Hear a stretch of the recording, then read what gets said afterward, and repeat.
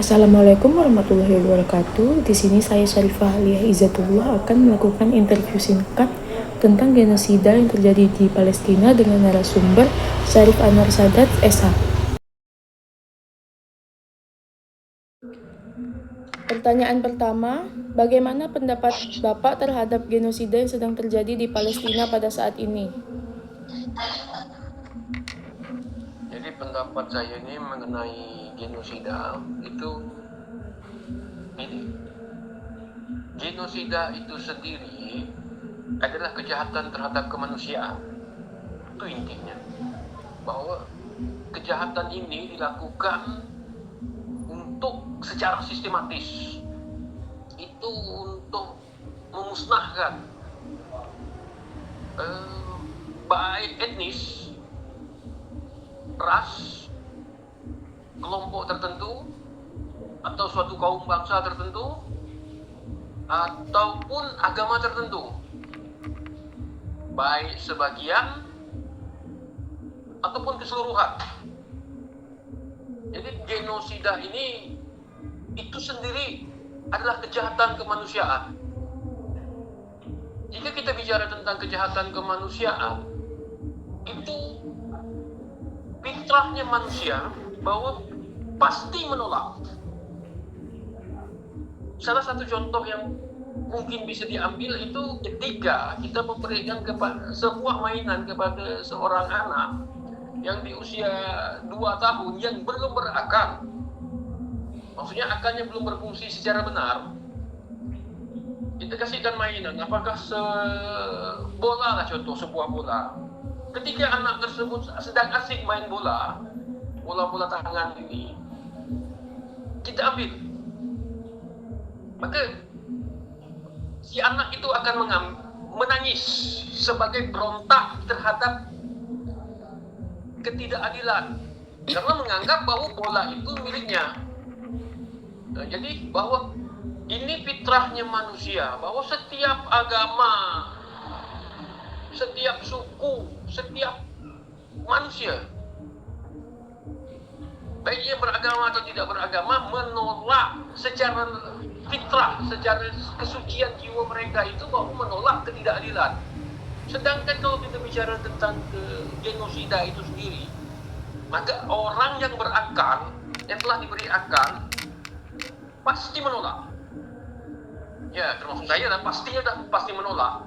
Karena ini kan pembunuhan ini terhadap anak-anak yang tidak berdosa, terhadap orang tua, ya kan, terhadap para ibu yang jumlahnya sudah, kalau saya dengar, saya amati ini sudah sampai puluhan ribu dah. Itu yang ketahuan saja. Sedangkan kalau kita bicara tentang hukum perang itu sendiri, itu rakyat sipil tidak diperkenankan untuk menjadi sasaran. Sedangkan ini sudah menyasar, memang tujuannya untuk memusnahkan. Maka disebut oleh dalam ini, hal ini kebiadaban Israel ini disebut genosida. Ya pasti harus dilawan. Ada lagi yang mau ditanya? Bagaimana orang biasa seperti kita dapat membantu mereka yang ada di sana? Ya, karena sifatnya yang jauh secara regional ini, ada beberapa yang mungkinlah, mungkin kita sebagai umat beragama dalam setiap momen sholat kita itu kita berdoa untuk kebebasan dari bangsa Palestina ini sendiri. Yang kedua, mungkin dapatlah kita melakukan seperti mencari dana, menyumbangkan sedikit dari penghasilan kita yang kita kumpulkan, baik dari organisasi-organisasi yang kita ikuti, kita kumpulkan, setelah itu kita sumbangkan untuk mereka.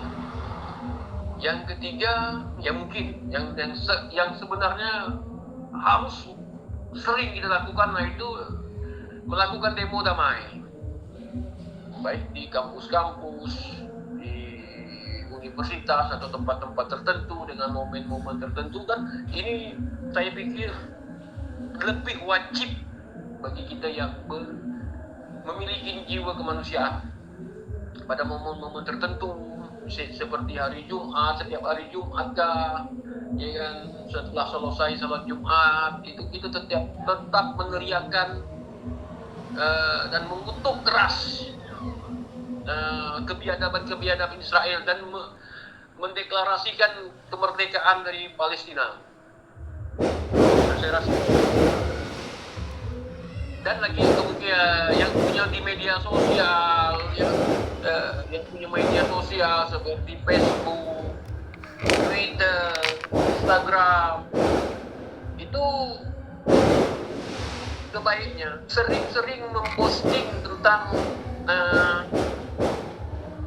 Palestina, kejadian Palestina, kebiadaban Israel, kemerdekaan Palestina, itu harus sering-sering supaya dunia luar tahu bahwa pergerakan ini bukan dilakukan oleh Palestina saja, wilayah Arab, wilayah Eropa, tapi dilakukan oleh seluruh umat manusia, walaupun dari yang kecil seperti kita yang mungkin yang ada di Kalimantan Barat, yang ada di Pontianak, mulai itu membuat posting-posting, ya kan, ajak kawan-kawan membuat posting kemerdekaan dengan simbol-simbol kemerdekaan Palestina, Free Palestina, Freedom of Palestina. Saya rasa cukup itulah untuk sementara lah yang bisa kita lakukan untuk berjuang untuk kemerdekaan Palestina. Assalamualaikum warahmatullahi wabarakatuh. Selamat pagi semuanya. Perkenalkan, nama saya Fariza Zahwani Malika dengan NIM F10212511052. Pada kesempatan kali ini, saya akan menginterview Bang Andika Wangsa Putra tentang pendapat dia mengenai Palestina. Silakan. Baik, perkenalkan, nama saya Andika Wangsa Putra dengan NIM F1021251 dari angkatan 2024 bahasa Indonesia. Jadi pandangan saya sendiri terhadap akan kejadian di Palestina adalah turut prihatin dan sedih, dan menurut saya tidak seharusnya sebuah bangsa itu disingkirkan, dikucilkan seperti apa yang terjadi sekarang, dan seharusnya dunia terus menyuarakan hal ini agar tidak luput dari perhatian kita bahwa terjadi penindasan yang sangat masif dan juga terencana oleh suatu bangsa tertentu yang kita tahu sendiri apa bangsa itu. Dan saya berharap kedepannya semoga Palestina bisa merdeka dan juga diterima oleh semua negara yang ada di dunia. Baik, sampai sini saja interview kita pada hari ini. Assalamualaikum warahmatullahi wabarakatuh. Assalamualaikum warahmatullahi wabarakatuh. Perkenalkan, nama saya Sofi dengan NIM F10212511032. Di sini saya akan mewawancarai narasumber kita terkait dengan kejadian di Palestina. Oke, di sini saya bersama dengan Ibu Binarsin. Apakah Ibu tahu tentang kejadian yang terjadi di Palestina? Tahu sih sedikit lewat TV. Menurut Ibu, apakah Ibu punya pendapat tentang kejadian tersebut? Itu kayaknya nggak manusiawi banget gitu loh menurut. Karena dengan kekejamannya seperti itu ya. Kalau misalnya Ibu punya harapan untuk mereka, apakah ada? Benang itu harapannya mudah-mudahan negara yang bisa mempunyai hak untuk menolong atau membuat Israel itu gimana. Oh iya, berarti Ibu sendiri tidak setuju dengan apa yang dilakukan Israel. Ya, oke. Ibu kan berprofesi sebagai ibu dusun ya. Apakah dengan profesi ini Ibu punya cara untuk membantu mereka? Kalau iya, bantu seperti apa?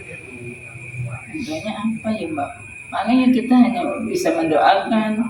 Misalnya ada sumbang dana gitu, bisa sekedarnya lewat kayak PMI, kayak ormas-ormas bisa sukarelawan yang untuk ke sana itu. Oh, jadi seperti itu ya. Jadi kayak berarti kita sama-sama setuju dengan sama-sama tidak setuju dengan kekejaman yang dilakukan Israel kepada Palestina. Kayaknya memang kejam banget dari anak-anak sampai psikologisnya, psikisnya, semuanya.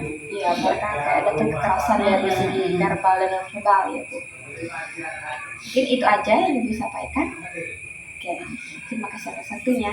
Sekian dari saya. Wassalamualaikum warahmatullahi wabarakatuh.